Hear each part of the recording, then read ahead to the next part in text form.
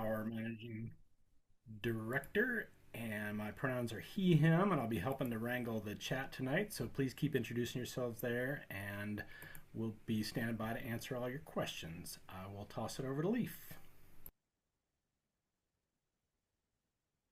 Hey y'all, Leaf Hurt here from Pulaski, Virginia. I am also with the Power Coalition. I am the organizing and programs manager.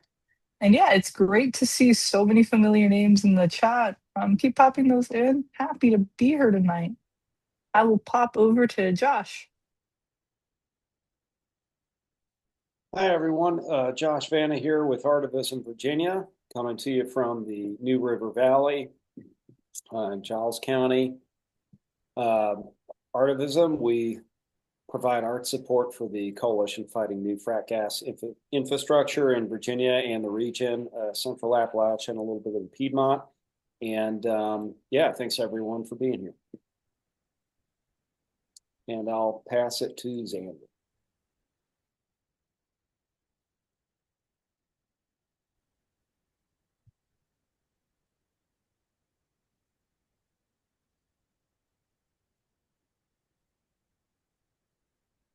Gosh, I couldn't hear who you passed it to, but I can go Yeah, ahead and you're on go. mute.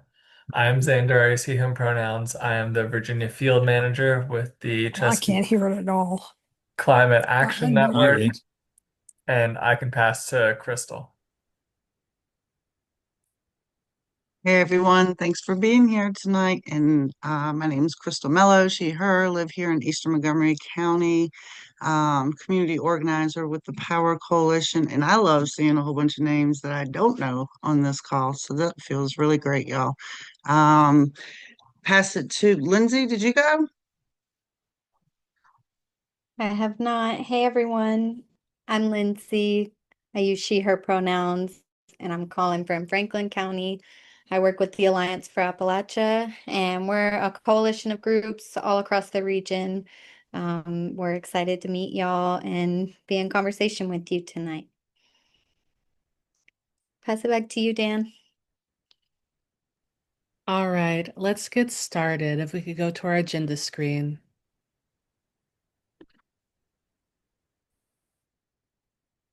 So tonight, as you know, we'll be talking about the role resistance in that dirty gas in data centers and the connections. We're going to talk about the demand of that gas. We'll go into talking about the Mountain Valley Pipeline boost and the proposed Swan compressor station. We'll talk a bit about some data centers. You'll hear from people on the ground, organizers. We'll hear about some solutions and some resources. To kick us off, I'll pass it over to Josh Vanna. Yeah, hey everyone. We're gonna start off by laying a little bit of the landscape here with our friend Toby Rice. Some of y'all may recognize Toby Rice as the CEO of EQT Corporation. That's the Canonsburg, Pittsburgh, PA based vertically integrated fracking organization that has wrought havoc upon Marcellus Shale, for starters, and run a bunch of pipelines everywhere. As a lot of you in the audience know, a lot of the organizers on this call have been for a long time involved in the fight against the Mountain Valley Pipeline, and this guy is kind of the face of it, right up there with Joe Manchin. So we are in the midst of a really, really massive and sort of unprecedented energy infrastructure build out in this country, and in particular in our region and Virginia. We sit at a very interesting and sometimes troubling nexus of being close to the center of power, Washington, D.C., military industrial complex. And we're in the hallway between extraction of fracked gas in the frack fields of West Virginia. We're in the hallway between that and where these companies can get their gas to market, whether that's through gas utilities or to LNG export facilities on the coast. And so there's a lot of talk right now about all of the huge changes that are going to happen across the chain of gas extraction to gas consumption. And at the end of that chain of consumption is this real big thing. I don't know if you've heard about it, but it's called the so-called AI revolution. And the data centers needed to power that technology and its proliferation, and who knows, maybe a little fraud attached to that. It requires an extreme amount of energy. So we're looking at all of these companies building out new pipelines, new compressor stations, a bunch of new power plants from our regulated utilities like Dominion and APCO, huge transmission lines to take that power out to these places where it's going to be used. And a lot of that, demand is really not being driven by the average person. And the average person isn't really using that much AI either. So anyway, these people tell us this is the future of the economy in this country, and Toby Rice is one of them. You'll find him on CNBC or Bloomberg Business all the time. They bring him on from time to time to hype things up as the top shill bro, as you might say. But Toby is seen here saying on Bloomberg Business, I'd say the next 3 to 5 years, data centers and fueling the AI revolution is going to be a very big focus. And that's September last year. Next slide. And then very shortly after, he makes a very interesting follow-up statement is, keep in mind, we're going to be doubling U.S. LNG exports in the next 5 years. And so I just wanted to frame that little sort of irony and rub attached to this. These people are telling us we need all of this energy here in the United States to power, this very important economic boom. Meanwhile, we have approved somewhere in the neighborhood of 20 new liquefied natural gas export facilities so they can export this at the highest costs that they can get, which drives up prices for people here. So it's, there's always a grift to be gotten by Toby and fellow shale bros, but they're pumping it up. They have a lot of help in the media and in the government and stuff. But that is a little bit of the landscape where we're at. Next slide. This is a little bit of an overwhelming map from the NREL, and their focus is a little bit more toward like renewable energy, but it does show you that there is a whole ton of existing data center infrastructure, and this is down to like substations, power lines. It's a little bit too intricate to, I think, see on most people's screen here, especially if you're tuning in on your phone. But if anyone ever tries to tell you that there's not existing infrastructure or we don't have enough to meet current demand, there's an awful lot of it. And some of these orange dots here indicate what projects are proposed. We're not going to pick this whole thing apart, but I did just want to give a lay of the land there. Next slide, please.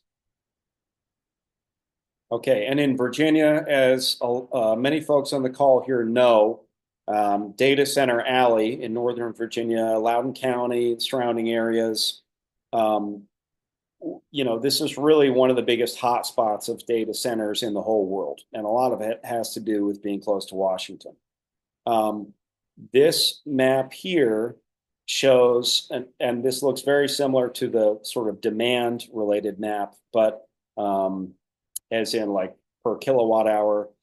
But you see operational data centers that's something that has really proliferated seriously in the post 9/11 era over the last 25 years or so. But the blue dots on this map are everywhere. And we're seeing that it is starting to sprawl out far and wide and touch, basically the infrastructure associated with this. Why we're have organizers from so many parts of the state on this call. There's really no one being untouched by this, whether the power plants, pipelines, transmission lines. Everyone is saying that they're following the data center demand. So we're seeing this pop up a lot along the Transco pipeline down through the center of the state, and power plants being proposed left and right to power all this. Next slide. And meanwhile, we've been in the so-called shale revolution, this big changeover from coal to so-called natural gas. We're going about 20 years now since the Bush Energy Plan of 2005, which gave fracking kind of a free ride. But along the way, you might notice that it's not just you and your feelings about your electric bill. People are paying more for electricity in this country. And cheap, abundant, clean, affordable natural gas is really a myth. And meanwhile, a lot of our regulated utilities and other energy associated companies have us between a rock and a hard place. So I think, that's a little bit of the environment that we're sort of operating in here. And I think wherever you're tuning in from, you can probably relate a story about, wow, 2 towns over, there's a data center being proposed near me, or a new power line that's going to be taller than the Statue of Liberty. And it's all being tied together, and it's being mostly powered by frack gas. I think I'm going to hand it over to my colleague here. Next slide. And I'd like to turn it over to my colleague, Crystal Mello. Thank you, Josh. Again, thanks everybody for being here, and Josh making I can't believe they lied to us, Josh, that the electric costs have not gone down. But okay, talking about this frack gas pipeline and these connections to data centers. Frack gas pipelines. What's up with the health, water, and the air quality, the safety, methane leaks throughout the production and distribution system, like compressor stations or the tap station that we also have here in Eastmont. Methane is a potent greenhouse gas. I know climate change is a touchy subject for a lot of folks, and but I want you to ask yourself, if you're out enjoying the weather, if you enjoy this beautiful space that we have here in Southwest Virginia, and I realize there's a lot of people from other corners, but I know they get 1.5 good cuttings of hay in front of my house now. 2 years ago, they were getting 3 cuts of hay. Like, I don't need to go to college to figure out that they're getting less hay because the rain, it's pouring down rain right now. That's not getting absorbed because we're having long stretches. Just 2 days ago, it was 50 degrees out. A day before that, it was 90. And now it's super humid. These are all things that we know are happening in our lives. So, you know, is it the chicken, the egg, what's coming first? But greenhouse gas happening. Pennsylvania County has endured decades of pollution from compressor stations, Pennsylvania County. And there's a purple air monitor. You can go online and look up purple air and read that air monitor and see how high that sucker runs on a daily basis. We also have 3 here. If you look in the Elliston community that we've had up for a while to start monitoring, because we feared that the boost would be coming to our back door at some point. Leaks and pollutes water and soil. Construction causes a lot of sedimentation. We've seen so much of that with the construction of the Mountain Valley Pipeline. The blast zones are thousands of feet on each side of the pipeline. Not really sure how far, but it's a good little chunk. And just so you know, our fire department is in that blast zone. Emergency first responders may not possess the resources to respond to this type of explosion. They have a little class that some of us in the Mountain Valley Pipeline fight went to, and I don't feel encouraged that they know what to do in this situation if we did have an explosion. Oh, hello, kitty. MVP racked up hundreds of water quality violations during construction here alone. Williams Companies has one of the worst safety records per number of incidents per the Pipeline Safety Trust, which is a great source to look up, the Pipeline Safety Trust. Maybe someone can add that link in the chat for y'all. Next slide, please. All right, so we've talked about the Mountain Valley Pipeline or the frack gas, but let's talk about the Mountain Valley Pipeline. 303 miles of a 42-inch frack gas pipeline up and down all throughout the hollers. So many waterways, it's ridiculous. It starts up there in Mobley, West Virginia, and it ends in Pittsylvania County. This is the only unauthorized pipeline functioning in this here country. So that you can also look up as a little pet project of Joe Manchin and Joe Biden, and they passed that with the FRA. And so, yeah, that's in service. Next slide, please. I'm sorry.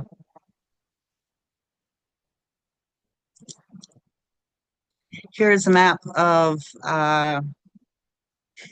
Transco pipeline, like we spoke about. If you look over to the right, there's this, you see this name, Power Express. So that's already on the map, right? They haven't, as to my knowledge, they haven't even applied for that permit yet. So they're pretty confident, but over to the left, you see the Mountain Valley Pipeline in that pretty teal color and how that's starting up at the top of West Virginia, coming on down through and connecting into this Transco pipeline. And you can see all the other projects that they're building out with that and where it's leading out to the Gulf, out there to Cancer Alley. Next pipeline, please. I mean, next pipeline. Yes. Next pipeline. Our friends, we have Mountain Valley Watch, which works with New River Geographics, and one of our volunteers and an affected landowner and farmer. I'm sorry, I'm gonna cut this off. Showed where the pipelines are proposed to be built, but this line going up here in the middle, I wish I could point it on the screen for y'all, but it starts down in Danville and goes up. Pretty sure that's the Express pipeline. Just threw that in there so you can just see the pipeline and just where it's coming in closer to these gas build outs. Next slide, please.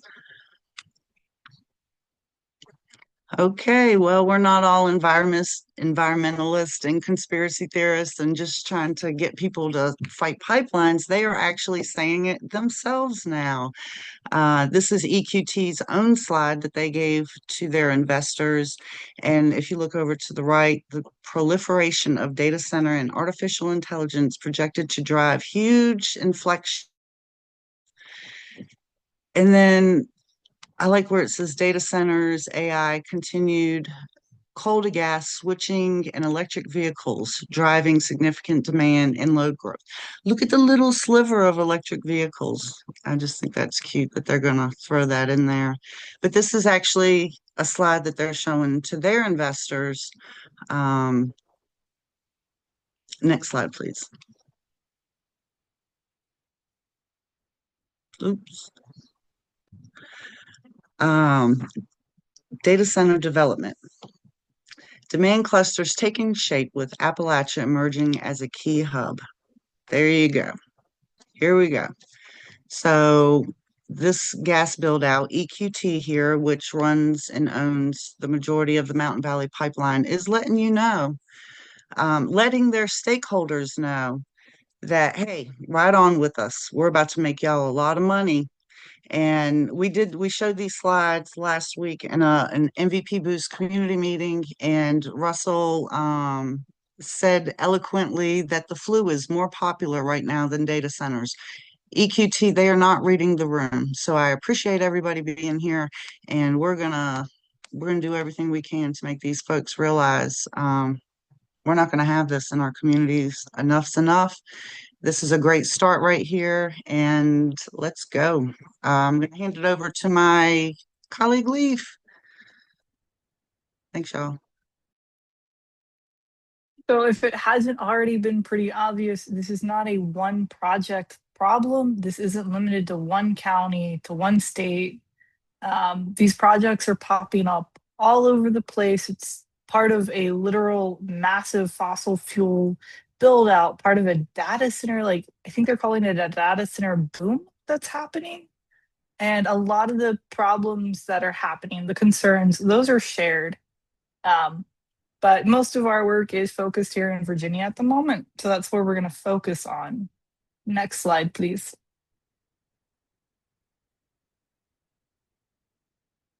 All right. So just in case y'all weren't already overwhelmed a little bit with the maps and the information, we thought we'd throw this here in. This is a map of Virginia, and we try to like lay out some of the proposed projects that are currently happening or in process. They're all at different stages because we got a lot of projects here. I want us to kind of focus on Bauer's work. We primarily have fought the Mountain Valley Pipeline for years, and they now have a Mountain Valley Pipeline Boost Extension project, which you can see over there in the Elliston, Virginia part. And I feel like that one's really important to us because it says it's an expansion project. And so it's going to increase capacity on 3 compressor stations that exist in West Virginia. But what's happening in Eastmont is they are building brand new infrastructure, a brand new compressor station. And like Crystal said, the companies themselves are saying this build out is directly to support data center growth. And over in the center of the map there, I also want to highlight, like just to bring it around of how messy all of this is.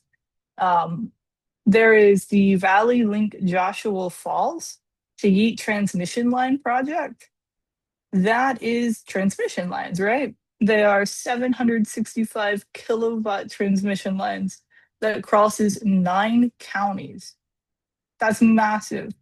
These towers are going to be built at like 160 foot tall, which is approximately like you're thinking about the height of a 12 to 14 story building. And that's going to be, there will be over 400 of these towers dotted every quarter mile for 115 miles. And this is, they're building this to help support and serve like data center demand. I also just want to shout out my own little county here down there in the Southwest, Pulaski.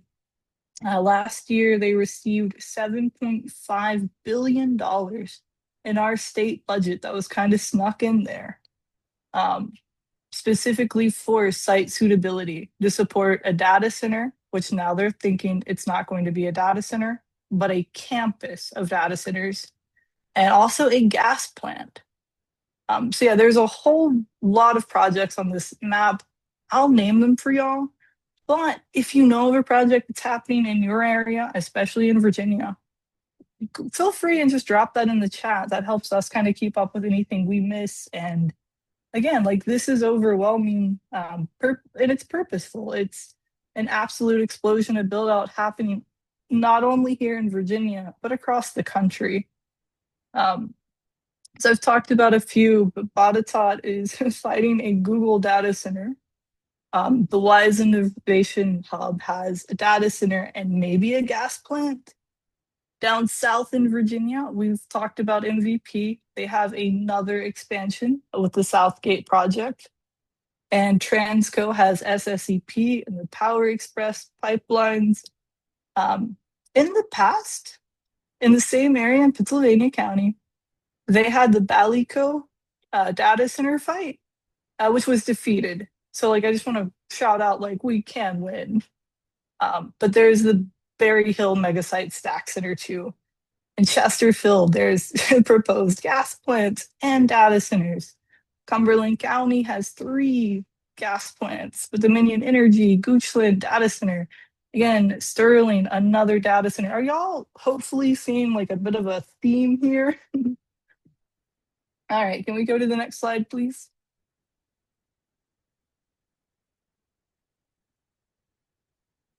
All right, and like I said, most of Power's work is focusing on the Mountain Valley Pipeline Boost Extension project.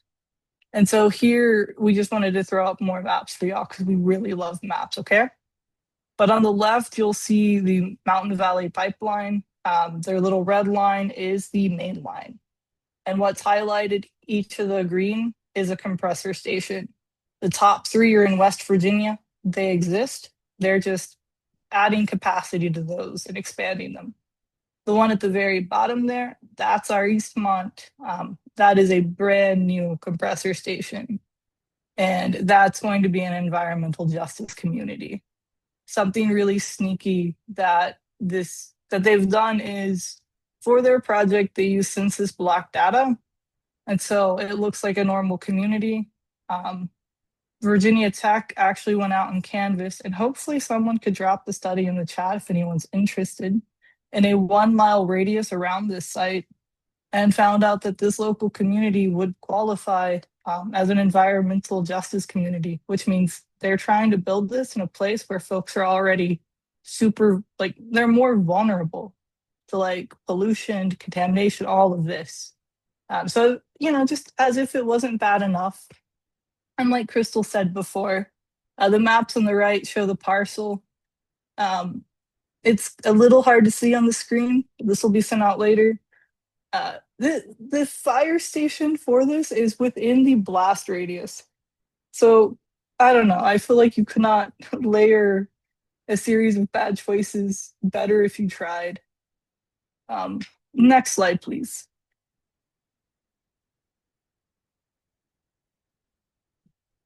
All right. And so I'm going to talk a bit about boost here. But I also want to note, like, these are the concerns that happens with this specific project. There is nothing unique about this.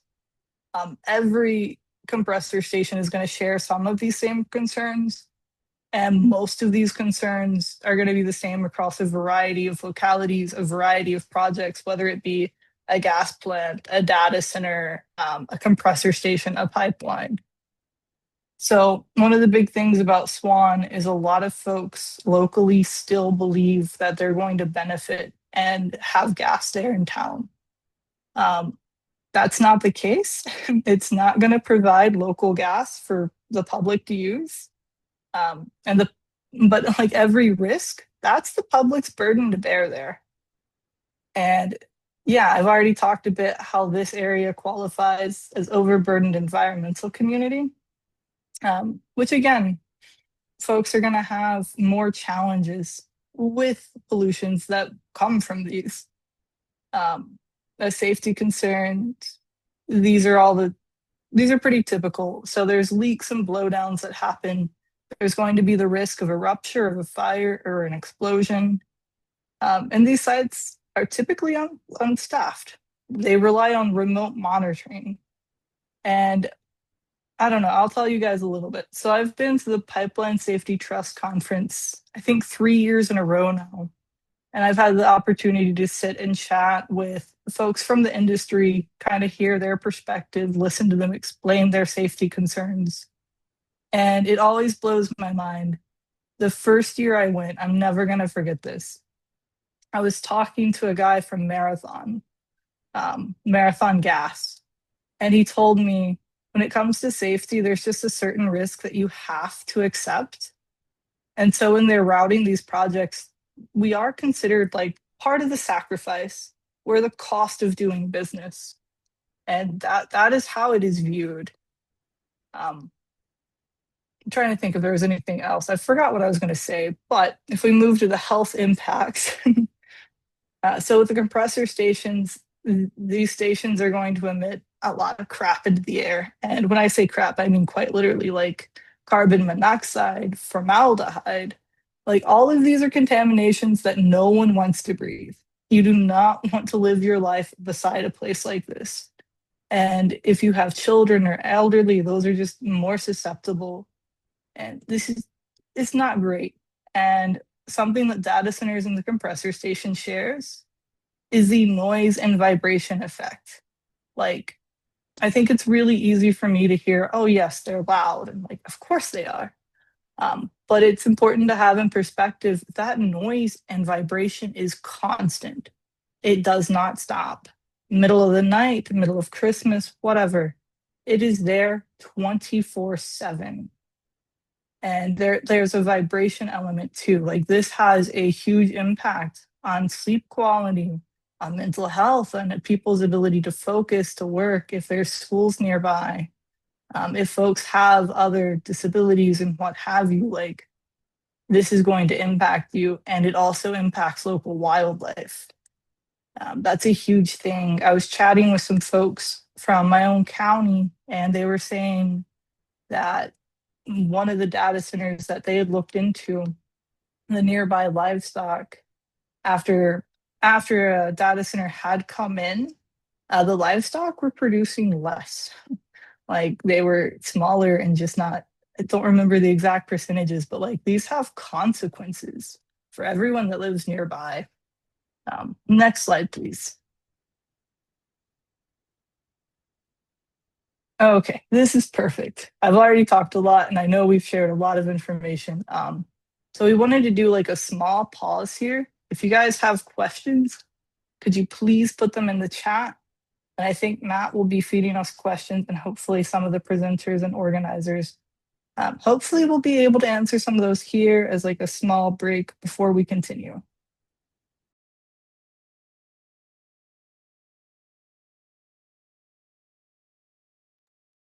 Yeah, we had one question that I think now would be a good time to answer. How can these AI centers, data centers, I think referenced here, be built before we even have a chance to voice our opinions about them?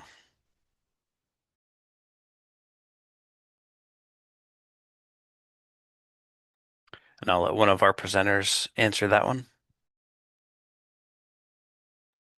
That is a perennial question. A lot of ways to answer that. I think that's a question that many communities are asking when they go to a local board of supervisors meeting or planning commission meeting to maybe eventually find out that these zoning rules that they thought their county or town had in place around data centers, compressor stations, whatever, don't matter anymore because their board of supervisors all signed NDAs with a tech company that wants to build a hyperscale data center.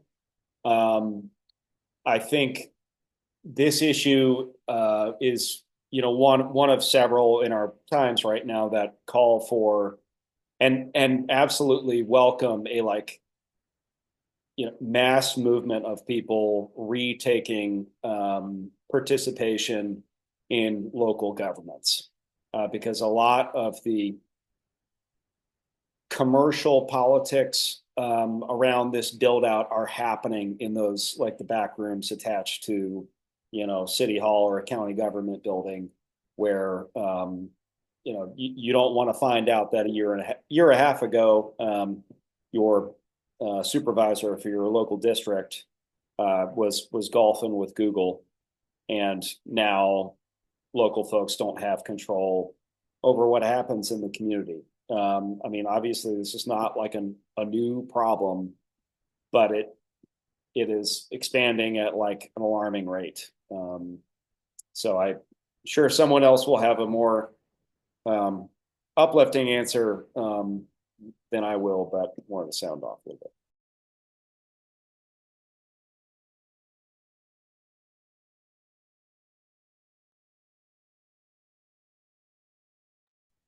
We also had another question in the chat about what actually is a compressor station and what are they doing there. So I'll maybe pass this one to either Leaf or Crystal.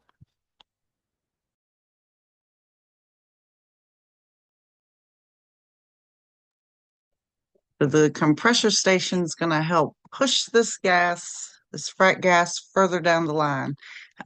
There is none in Virginia. The last one is in West Virginia, the Stallworth. And so they have three in West Virginia to push this down. But they're going to need more. They say they can go up to 1480 psi. We're not 100% sure that's what they're doing now, but they have claimed that they saved a lot of people during the winter with their gas. So, yeah, it's just needed to keep it flowing. There was going to be one in Chatham, Pennsylvania County, and it got defeated. And that is maybe why we're the next in line for that fight. Did that answer? I'll go ahead and pick up and kind of continue this a little bit further. I see a question in the chat related to compressor stations. What is a blowdown? That is a fantastic question. So with the MVP boost, at least, they're going to have 55-foot turbines. And with the blowdown, this is something that happens in emergency situations. And they also have to do this at a scheduled time as just part of their maintenance. And what they're doing, they're releasing, I'm not positive if it's the gas or what exactly, but they're releasing, I'm assuming it's gas, but someone check me on this later, please, through these turbines. And that is actually venting at that point a lot of the pollution that comes from these. So you're going to see like more formaldehyde, benzenes, all of these things. That's just being released right into the air. Absolutely nothing to worry about, I'm sure, because air sticks to its boundaries, right? That's not going to spread or anything, right? I hope you guys can hear the sarcasm.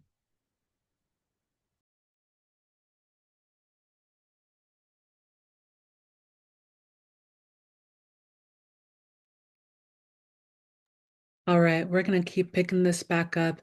Thank you all for your amazing questions. If you have further questions, throw them in the chat and we'll answer them later. I'm going to pass it over to you, Josh.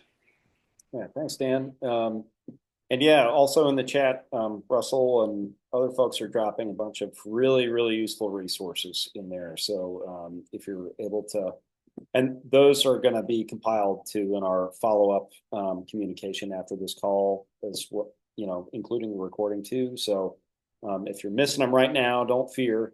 You can get back to them later and then open all the tabs at one time and see what happens, like I do. Next slide. All right, so we've been talking about data centers, or we've been talking of data centers, and we haven't really defined a lot of those things. I will say that a lot of us, not just organizers or advocates, are being faced with a time of needing to undertake a serious education on this stuff, because we all don't come out of the tech world and are computer scientists or have engineering degrees and stuff. So here's a musician who is also an environmental advocate talking to you about data centers. But starting at the most basic, what is a data center?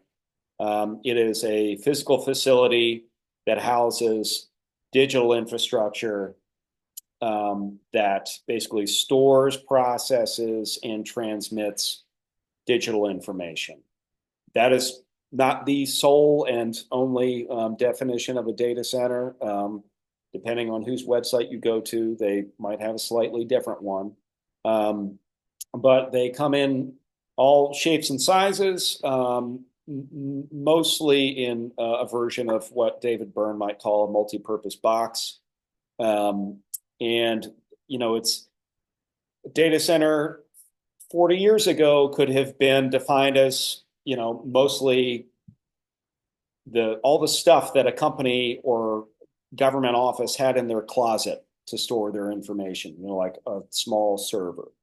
And now the evolution of digital processing and information and cloud storage and everything has exploded this sort of nexus of real estate and computing and fossil fuel, like electric generation, into a total behemoth that seems to be, bound for just about any locale these days if the conditions are right. So this picture right here, here's a great one from Loudoun County, and by great, I don't mean that seriously. Here's an Amazon data center directly backing up next to a neighborhood where people live and have to listen to that all day long and all night. That in particular, a lot of folks understand that Loudoun County, Prince William, Fairfax County, this is Data Center Alley, serving, some of the biggest tech companies around. And unfortunately, this is spilling out quite quickly into many, many other areas where the right conditions for tax breaks or other gas infrastructure are available. And so it's not just Northern Virginia anymore. It's big in Central Virginia, spreading out across the coastal plain, seeing these things come out across the Shenandoah Valley and down deep into Southwest Virginia. Next slide, please. And there are many, depending on how you want to shift your lens, there are a number of different types of data centers, all which come in a bunch of different sizes. Not going to read this whole thing, but they range from being like, in-house, on-site, managed operations to, facilities that companies like farm their data management out to. A lot of, obviously the cloud computing era has resulted in the proliferation of really, really large hyperscale data centers. And of course, this doesn't, I think maybe down at the bottom there in the edge category, we start to talk about data centers that are more specifically geared to handle AI computing, which are, all data centers are power hungry. The power required to service the needs of these companies in the business of AI is extreme. So it's not just the power generation. Next slide here.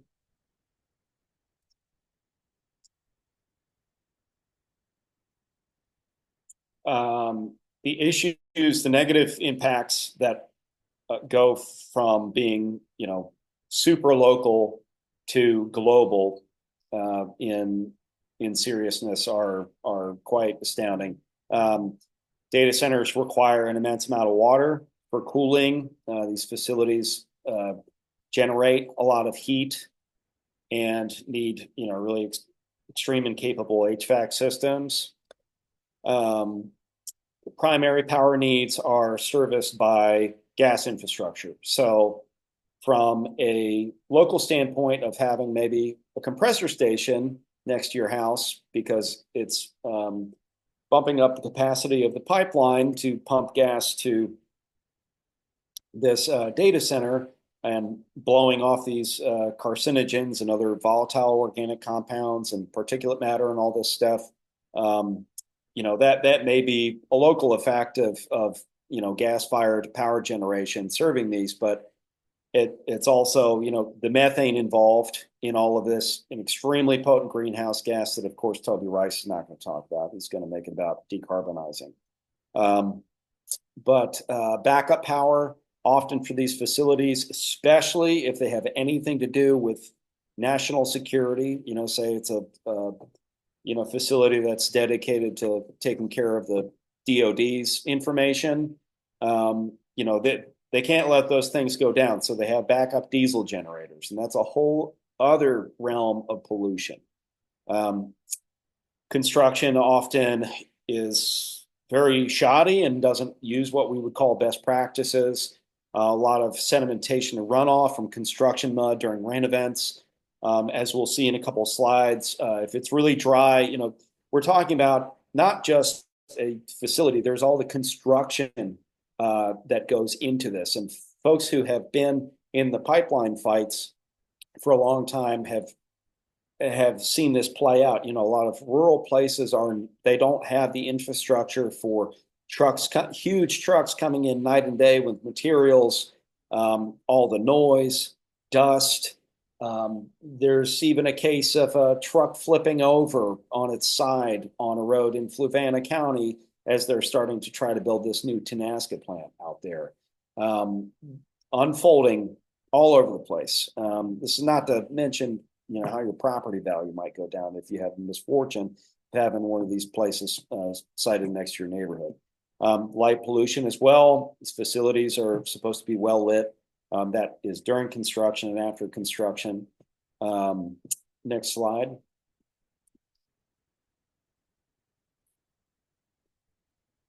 And yeah, this is a pretty astounding graph for what we might be in for if we do not seriously disrupt this build out.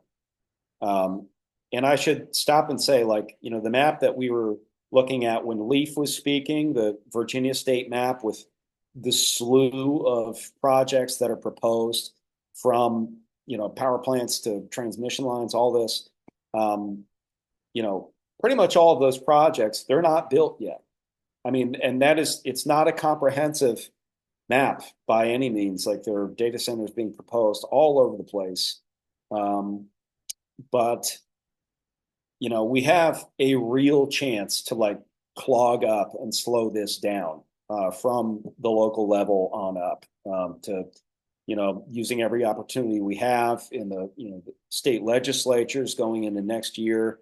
But if we do not seriously slow this down, this is what we're looking at according to Dominion Energy's IRP from last year. That's Integrated Resource Plan that they submit to the so-called regulators in Richmond, the SEC. You know, you can see that the draw on power demand in the, you know, blue-gray section there is not really that much. I mean, that's a fifth, a sixth of what data centers are supposed to be using here going into the next, you know, 10, 15 years. And it's just, you know, there are a lot of stories that they have about why we need this. And I got to tell you, I haven't heard a single one that makes a lot of sense to me and is actually justified and is not tainted with the film of fraud.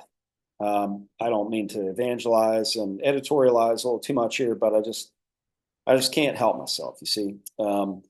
So this is, you know, if we allow this build out to continue across like every spectrum of, you know, the gas usage and transmission, we're going to be looking at some incredibly water strained areas, serious climate change problems as if we didn't have a problem already, and probably skyrocketing electric bills. And that's before we get to the proposed next era merger. So before I go any further, with next slide.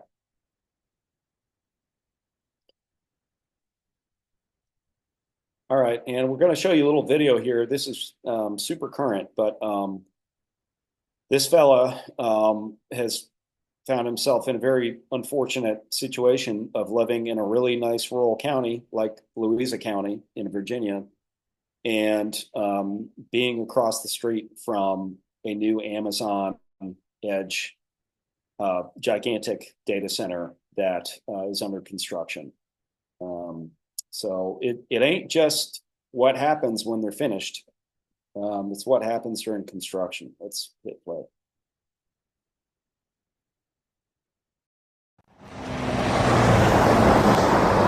Austin Newsome has an unexpected new hobby. What's the highest you've gotten?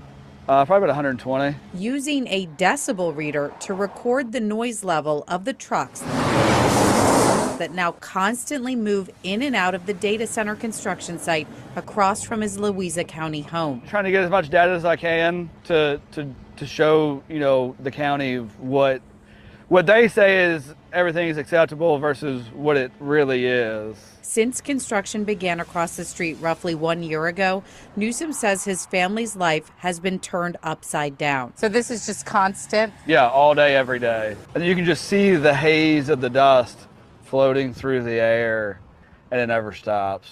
And the noise that comes out of this place 24 hours. At nighttime is just a loud pitch humming, buzzing noise all the time. Newsome shared this video with us that he said he captured April 24th at 3 a.m. He said it depicts disruptive overnight work at the Amazon Web Services data center on Jefferson Highway. Newsom said he bought this house 12 years ago because he wanted to live out in the country. And now he says nobody wants to buy it because of the data center across the street. Every person that comes and looks at it like, oh, we didn't know it was across the street from a data center. A few weeks ago, he actually filed a complaint with the county after large amounts of dust were spewing out of the construction site. It was got to the point where you could barely see to cross the road. Louisa County told me they did receive a dust complaint. When they came out here to investigate, they found the dust was associated with a utility project. I asked them if that utility project was directly related to the construction of the data center.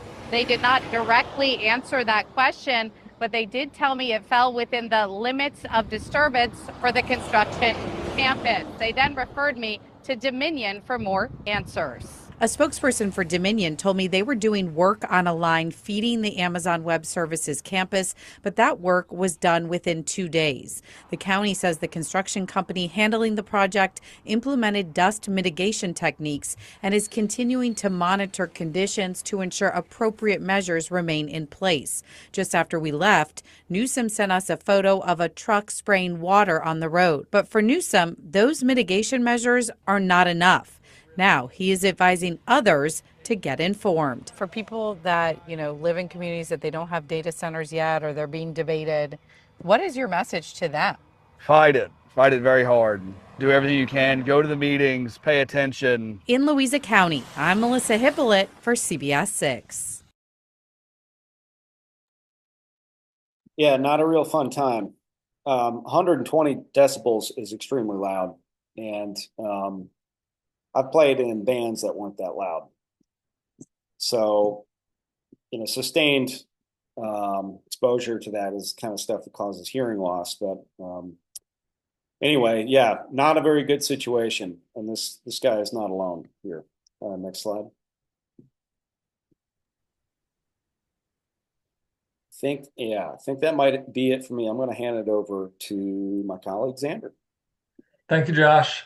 And I am just reading the room and know that we are all upset about this corporate greed in data centers, and we're close to an hour mark. So if you need to, do a little stretch break while I'm talking. You can get up, wiggle around, do whatever you got to do. And while we do that, we are getting to the more hopeful part of our presentation. We're going off of Monica's really good question in the chat that was about 42 minutes ahead of our schedule. But you're going to hear 3 stories from Northern Virginia to far southwest to Hampton Roads in the southeast. And these are examples of communities and neighbors who are doing what this man exactly said to do, who are fighting back and fighting as hard as they can against data center and fossil fuel proposals. And we're going to start in Ashburn, Virginia. Like we said, this has historically been the epicenter of data centers in Loudoun County and around DC, hosting a massive 70% of the entire world's internet traffic. Next slide. And as we face these proposals, we want to share a perspective from someone who has lived in this epicenter for years. So Drake is a volunteer with CCAN's Northern Virginia Action Team, the Nova New Leaves. You can see him in the photo second from the left. And he sent me some thoughts to share with you all tonight. He was going to come, but got called into work. So here's a quote that he wants me to share with y'all. I've lived in Loudoun County since I was a kid, and it is truly shocking how much of the landscape has changed since then. What used to be miles and miles of forest and green space has since been converted into data centers. The presence of data centers is oppressive to say the least. Nobody who lives here has had anything good to say, and people passing through the area always comment on just how many of them there are and how ugly they are. No one who lives here benefits in any way from their presence. Areas that could have been developed into space for community or simply left alone to remain green space have instead been turned into polluting concrete eyesores.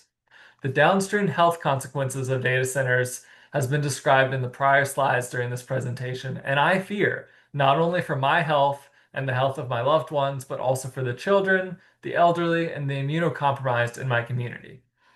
And so that was from Drake. And I'll supplement this personal narrative with some polling earlier this year. There was a poll of folks only in Loudoun County asking them, What has changed since the data center boom in your community? And I think this is important. And what they said was that 80% of people said their lives have stayed exactly the same or gotten worse since the data centers came. And I think this is important for us to know because county supervisors, local planning boards, company developers coming into town halls, all of these people are saying data centers are good for economic growth, which means that they'll be good for your county. And what we're hearing from people who have lived beside them for years is that that hasn't translated into their daily lives.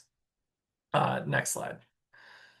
So the Seeking Action Team that Drake is a part of recently voted to tackle data centers as one of their local campaign focuses.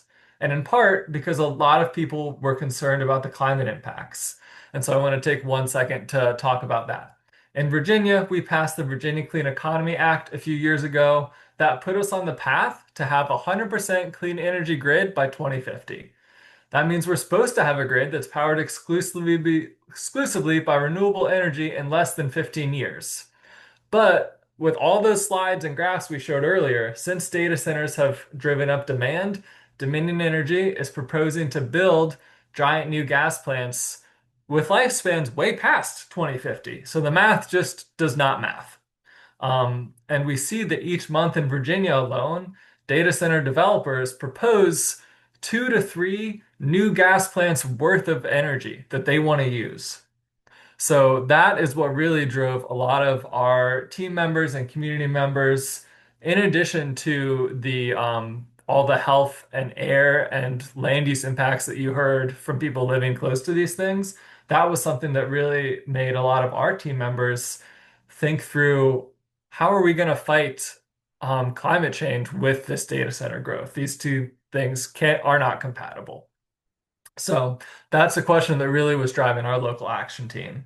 So I want to do another question break as we move through this presentation, and I'll start by kicking it over to Matt to voice the exchange in the chat about water use with Renee, and then after that, if you have a question, put it in the chat, and we'll take maybe one more after that.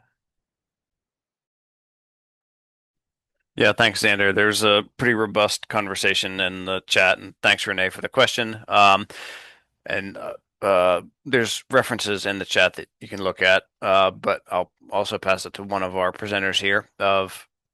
We hear a lot that only old data centers are powered with water cooling, and that new data centers don't impact water any more than other development types. I feel like we actually don't always have this data because of NDAs or non-disclosure agreements. And there's a couple of links of resources in that in the chat, but I'll pass it to one of our presenters to kind of further elaborate on that.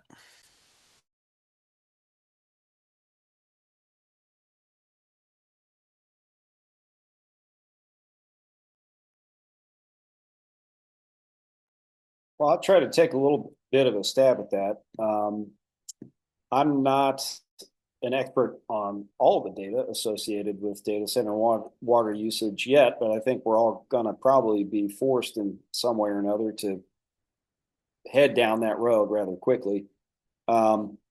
It seems to me, and this is much like the way the gas industry operates, that I think a lot of these developers just basically go with the path of least resistance in terms of what the available resources are, what the best conditions are for them to make the most money in whatever locale. And if there is water available to cool their facility, they're going to take it. I think that is, a myth, that water cooling is not, a sort of old hat. We're, developed past that at this point. Like, that's something that we're going to have to continue to dispel. But I did just spot a news story that I just popped a link in the chat for that came up in the last couple of weeks about allegedly, I think a hyperscale data center, a QST facility, basically robbing the local community of about 30 million gallons of water, just basically making its own hookup. And not having that above board. So that is definitely going to be one thing for us to continue to track. But I think Matt makes a very good point that and this is very similar to the gas industry too, that we only have so much information to operate on sometimes because of the nature of NDAs. And a lot of the business associated with this stuff is, pretty private. However, there do seem to be major emerging informational resources that are tracking not only these kinds of issues, but also the larger issues of drought and climate surrounding data centers and what their effect would be.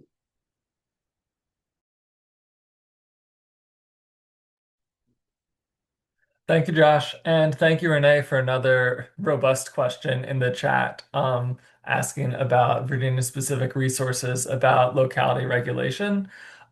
We don't have something offhand that comes to mind, but Matt is going to follow up and dig around and follow up with you. So if you also want to be included in a follow-up email about what resources,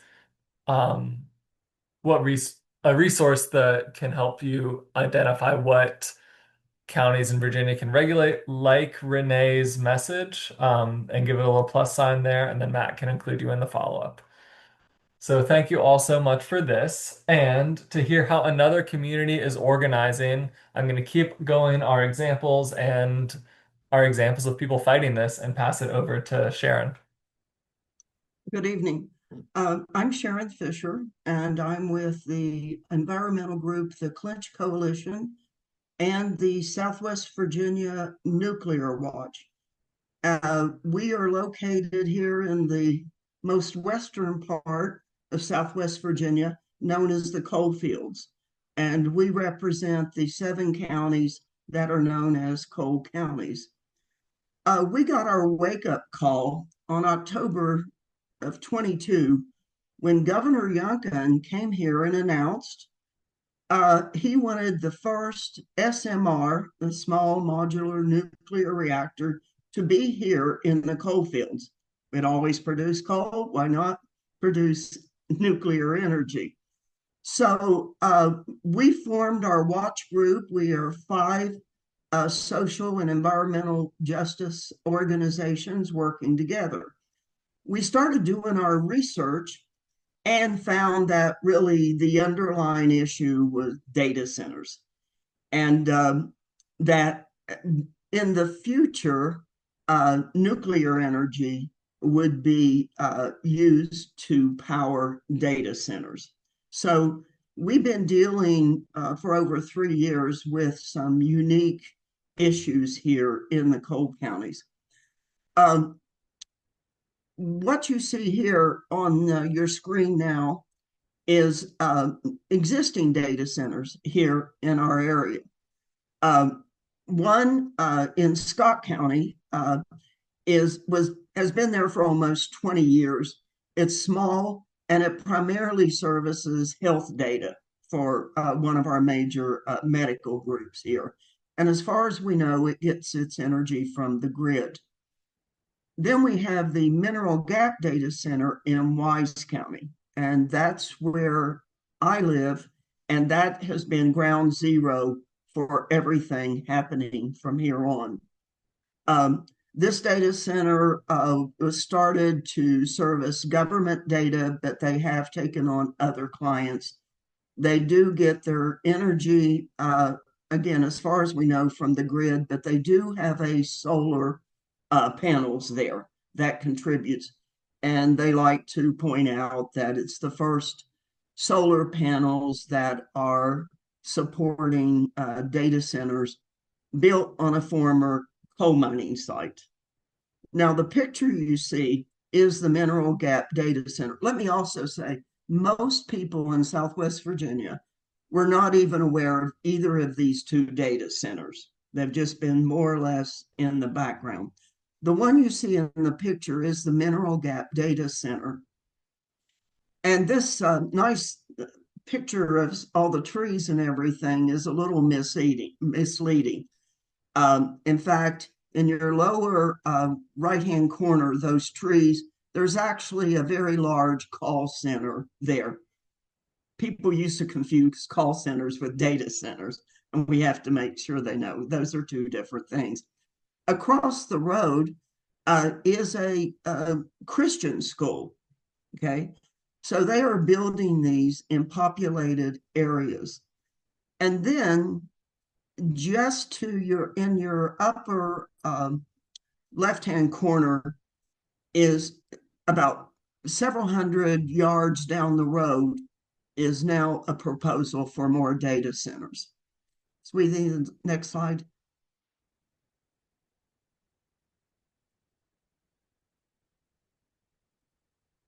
Okay, this is the area I told you, just a few hundred yards from the Mineral Gap Data Center. It's called the Elam Farm Project Maverick project. It is on a former mine site, as most of the data centers being proposed are. It uses what they're going to propose using is up to 600 megawatts for a behind the meter natural gas generation. And we were asked, what's behind the meter? This is another unique feature. It's not going out on the grid, but it's solely to service the data centers they are proposing. And in this small area, they are saying there could be up to 10 data centers here, and using natural gas. So we're dealing with the dirty gas issues you've been hearing out, but also blue hydrogen that would be pipelined in. So if you're not familiar with blue hydrogen, you may want to look out for it, because it is a proposal. It's called blue hydrogen because it has to have an energy source, and the energy source is natural gas.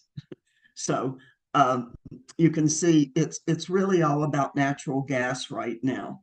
Now, the Wise County Industrial Development Authority is behind this Project Maverick, as they call it, and they have joined with Red Post Energy, formed out of Texas. It's actually a very new company. It's gas pipeline.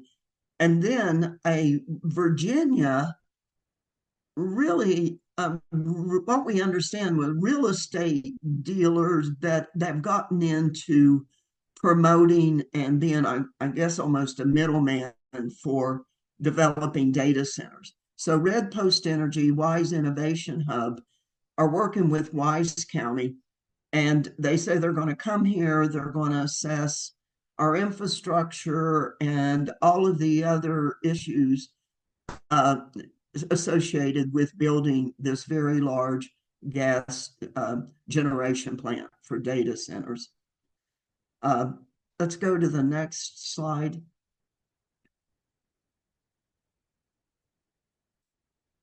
Okay, in the most western part of Wise County, and again, Wise County has, in the past few years, over $23 million have come in for various projects, everything from reclaiming abandoned mine land to studies about nuclear energy for the most part. And this Energy Delta Lab is a nonprofit set up by a legislative authority, and they are promoting this. They call this area Data Center Ridge, and they are proposing 10 to 12 hyperscale data centers, and their list of possible energy sources: nuclear. And by the way, they just got $1.4 million from Congress to study how water would affect the cooling of SMRs. Of course, natural gas, they talk about solar, pumped storage, hydro, wind, and energy storage. but right now we only get our information, as I'm sure many of you do, from press releases, news articles. We do some FOIA requests. We go to their websites to glean the information we have. What is unique about this is this group in 2020 wrote a document called Project Oasis. Oasis comes up a lot, which is an interesting word considering water consumption. And they're saying, look, we got all these data centers in Northern Virginia. It's creating some problems. This is back in 2020. So they said, come to Southwest Virginia, specifically Wise County, and you can put data centers on reclaimed abandoned mine lands, and you can use water that is in abandoned mines for cooling, which is going to save you money. So these are the two big major projects, the Energy Delta Lab project and then the Wise County IDA, both talking about 10 data centers in areas that are close to populations. So I will just close by saying for a century and a half, here in the coal fields, our land has been taken, our resources have been extracted, and the people have been exploited. And data centers for us is colonialism 2.0. Thank you. And I'll pass it to Sue.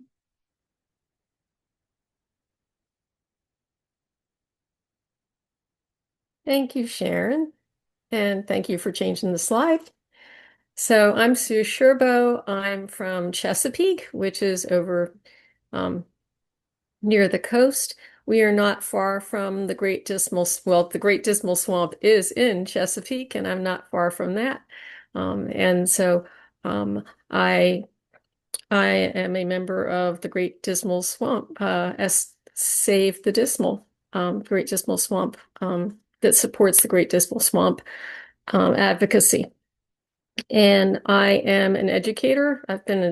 For a long time, I've been an educator and worked with people of all different ages. I became interested in learning about pipelines when I discovered that there was a pipeline going through a local schoolyard and the neighborhoods that the children were going to be coming from. And I had a lot of friends that were right along that, very large expanded pipeline. So I became interested in helping out with that. So data centers, plus compressor stations, plus natural gas, plus pipelines, they all go together. They seem to always, rely on one another for fuel and for moving that fuel along. And they're really unhealthy disruptions from them, as you've seen from other people that have presented, 24/7. If you've got a data center, there's usually a compressor station and it's fueled by natural gas. There's usually a compressor station nearby too. And we've got this picture right here. Thank you for the photo, Joshua. A picture right here, which shows that you've got these things side by side.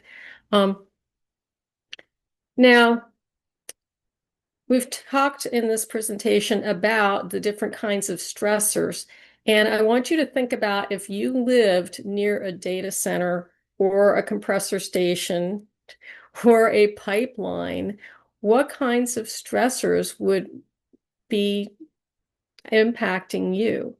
And with the data center, there's the noise, the constant noise and the humming, the ground vibrates. There's air pollution that comes from compressor stations and natural gas. Water problems come along with data centers. And there's increased traffic whenever there's any construction for those. And and usually more increased traffic to come for other reasons too, besides construction. So put some comments in the chat, please. And think about also, how your life would be impacted every day. Also, who would be the most sensitive to those stressors? It's mentioned that animals are very sensitive in the rural areas of Chesapeake, and actually quite a bit of Chesapeake. We have wild animals, we have domesticated animals, and they are all very sensitive. They can become sick. They can become upset. So think about that.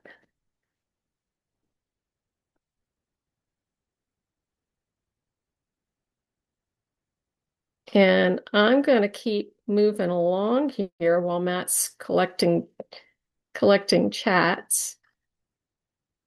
And next slide, please. Thank you. So what helped Chesapeake's rural community defeat a data center? The data center was to be located down in rural Chesapeake, and it was going to one side there is a farm, have been across the street from the data center. The other side is a beautiful community. There would have been a lake, a narrow lake in between the community and the data center, and the homes were really, really nice, made of brick. And for a lot of people, they were their forever homes. When they saw a sign one day come up on the road, the big orange sign that said, this is going to be rezoned. And immediately the neighbors looked that up and took immediate action. They figured out what it was. It was going to be a data center. They got petitions together within the week. They started sharing the petitions around. They shared information many different ways. There are a lot of different communication networks that people have. And they got on it right away, and that made a huge difference. They provided community education meetings so we could learn about what data centers were, how they operated, the different kinds of dangers that have been talked about through this presentation, the water hogging and the noise and all that. So the education meetings were very helpful. We learned an awful lot, and it provided everyone an opportunity to combat the data centers, understand what was happening and what they could do about it. There were also volunteers from other Chesapeake neighborhoods. I personally felt that was really important to have it not just be the rural areas, fighting a data center. This is Chesapeake. This is all of us, and we need to get involved. So I helped to spread petitions around. I helped to encourage people from other parts of the city to get involved. Now, so there were volunteers from other Chesapeake neighborhoods. Also, another plus was environmental groups added their support too. So groups like CCAN, Sierra Club, they joined in too. Different environmental groups around the city also were helpful. And another advantage was that there were huge speaker turnouts for city planning commission and city council meetings. The rural community turned out. They packed the room. They brought their families. Some of the children, little children, spoke, and they spoke very eloquently, very knowledgeably, very specifically about their concerns and how it would impact them individually and as a family, how it might impact their business, their pets, their forever homes. Another thing that gave an advantage in defeating the data center was that the plan itself was lacking key information. They weren't quite so sure how they were going to deal with water, but they knew they would. They weren't quite sure what the energy source was going to be. They were talking about maybe wind, but there were things that were not in place that really should have been. And so there was enough question that that we were able to defeat this. So next slide, please.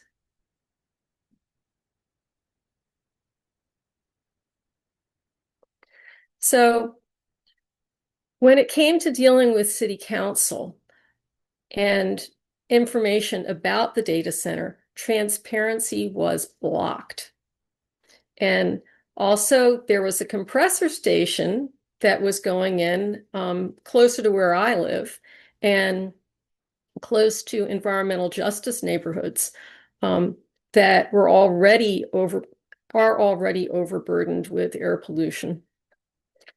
So the plans, and they were happening these two things were being dealt with at the same time. The plans for the data center and the natural gas compressor station were both heard separately, but at the same city planning and city council meetings. So we all got to know each other, the data center people and the compressor station people, and some of us were fighting both. We all got to know each other, but they were heard separately. And the compressor station was never discussed in connection with the data center. Now, when the compressor station's built, and unfortunately it will be, so there could run a pipeline, across, and that would be, fueling a data center. So I think it's really good that that the data center is not going to be near those homes. The pipeline, another problem was that the pipeline that would connect to a compressor station wasn't included in the city documentation. Virginia Natural Gas spoke repeatedly on natural gas need, but speakers who came to the city council or planning meetings, they were told not to discuss the pipeline, which would convey that gas. They said it didn't matter. It wasn't a part of anything. Really. It blows my mind. And I let them know that. And a lot of us did. We said, what? How can you not realize that there's this big, huge pipeline that's coming down through Virginia, through Suffolk, through Chesapeake? And why would you have a compressor station if you didn't have gas? But that was a huge roadblock, and it was made it made the effort to fight the compressor station very divisive. People got very confused about why are you worried about the gas? Why are you worried about the compressor station? Because they didn't understand how these two things work together.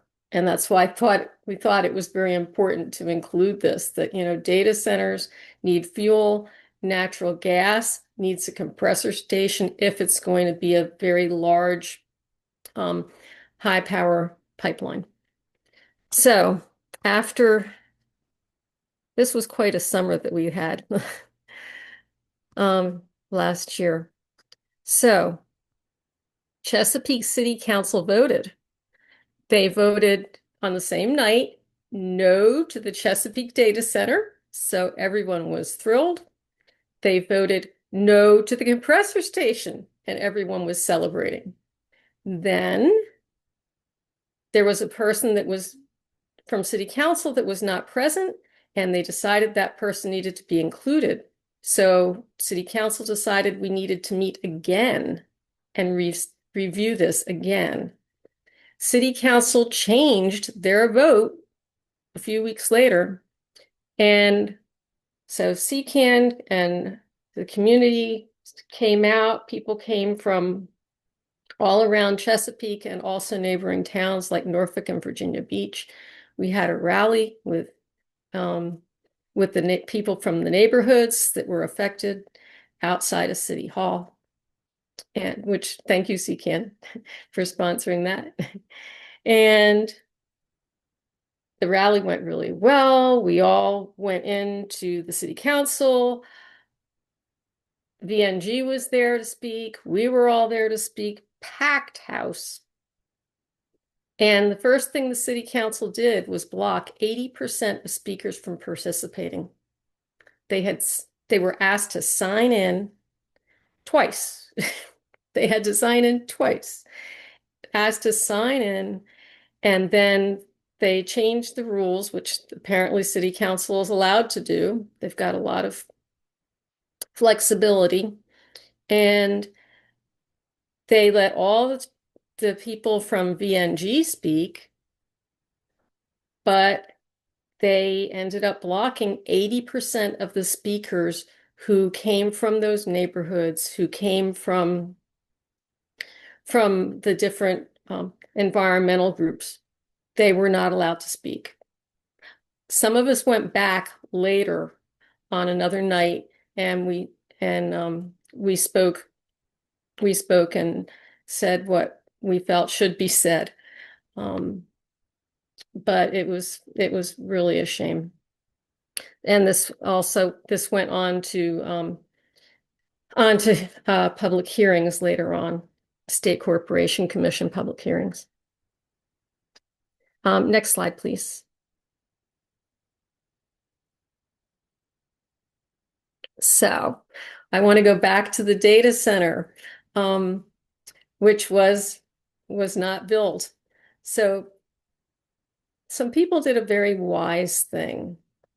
The next step they decided was to have transparency with the data center. And so in August 2025, a citizen committee composed of people who were environmental and knew a lot about data centers. They began collecting evidence-based information about data center impacts and information like we have heard presented here tonight.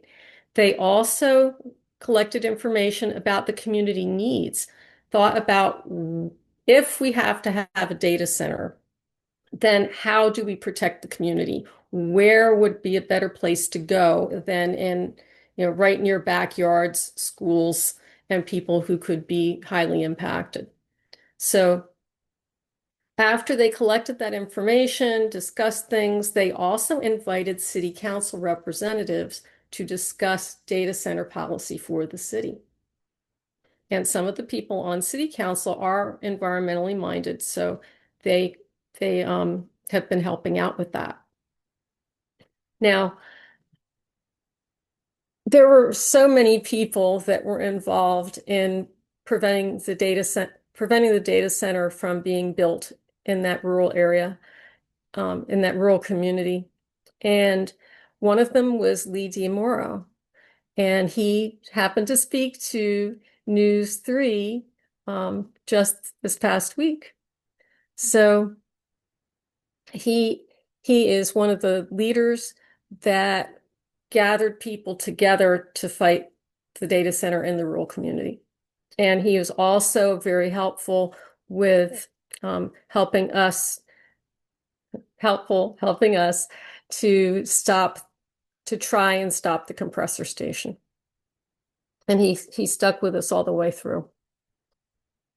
So he said in his interview, "I give Chesapeake credit for recognizing that we have to protect ourselves.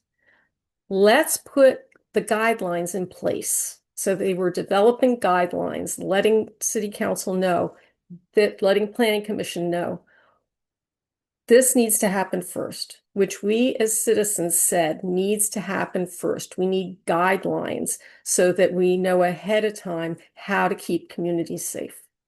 And I included the link below, so you could find the article if you would like to read it, and there's a nice video that goes along. Does anyone have any questions? Are there any questions or comments from the chat?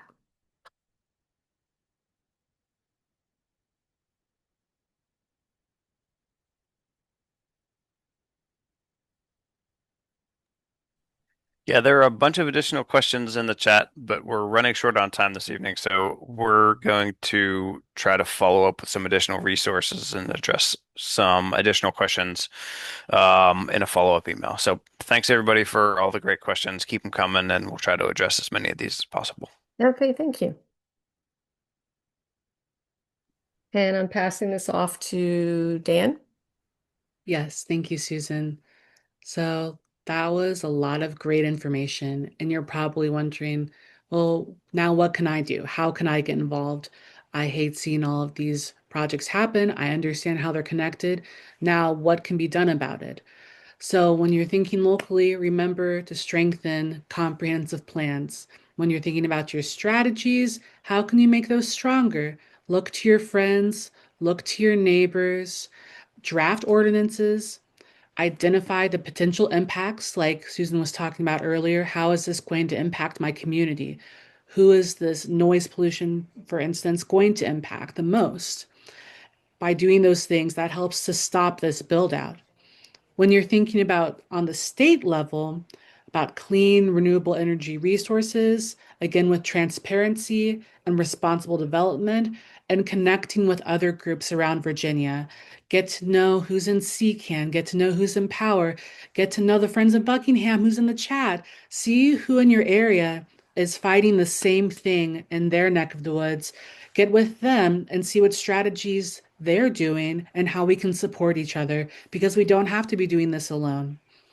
Next slide, please.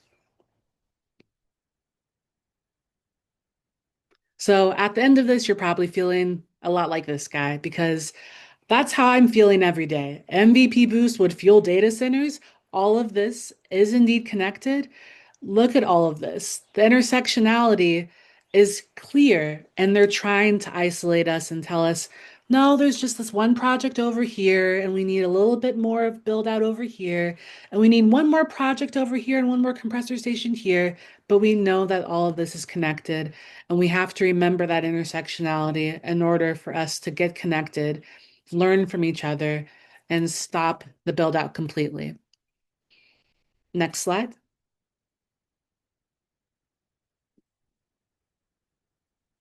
So here are some resources to help you stay connected, some resources to learn more information, and of course, we'll send these links out in the email as well. We'll answer the questions that you all had in the chat and the email, and you'll be able to get to these resources. But you can get on your phone and scan these QR codes and see how you can get more involved with MVP Boost, stopping that project.